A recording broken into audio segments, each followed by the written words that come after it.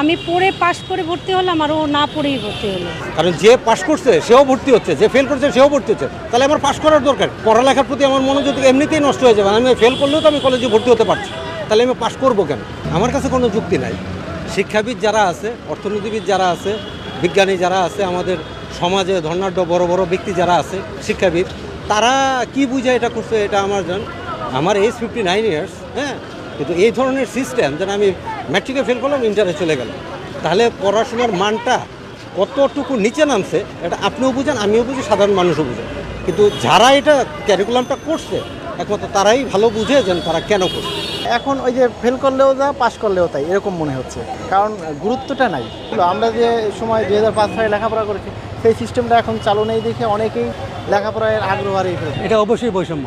একটা ছেলে লেখাপড়া করে সব সাবজেক্টে পাশ করে উঠছে, আর একটা ছেলে 2 সাবজেক্টে ফেল মেরে উঠছে, তাহলে দুইজন তো এক হলো না।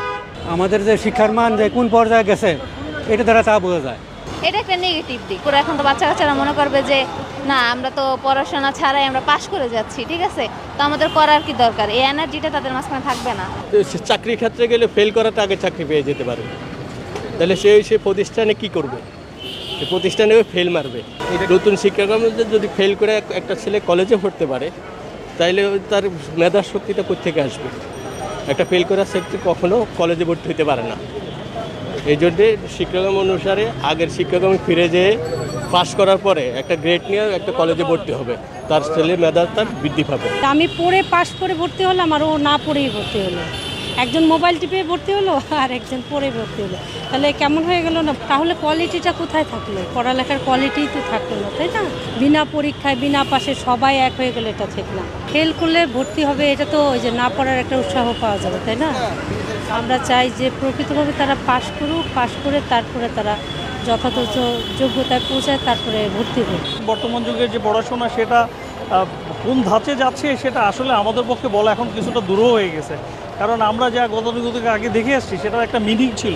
এখন মিনিংটা কোন পর্যায়ে যাচ্ছে সেটাও আসলে আমাদের পক্ষে বোঝা সম্ভব না। এক সময় আমরা পড়াশোনা করছি, সেখানে পড়াশোনার ব্যাপারে আমাদের যে একাগ্র চেষ্টা ছিল যে ফিউচার গড়ার ব্যাপারে, আমার মনে হয় এখনকার প্রজন্মের ছেলেরা ভবিষ্যৎ নিয়ে ততটা চিন্তা করে না যতটা আমরা চিন্তা করতাম।